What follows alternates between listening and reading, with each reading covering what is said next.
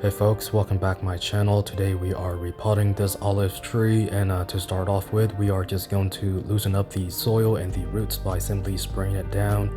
And then after that, we are just going to brush it down, and then I'm going to do some light trimming to stimulate roots growth, but not enough to really stress out the tree too much.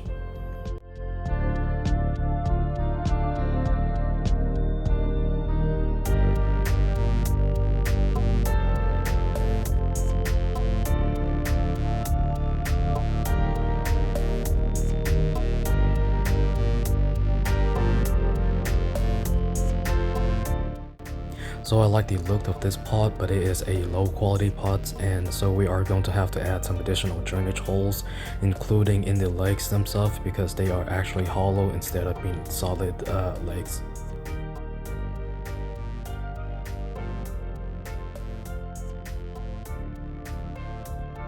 This bonsai mix I made include lava rocks, expanded shells, and lots of pine barks.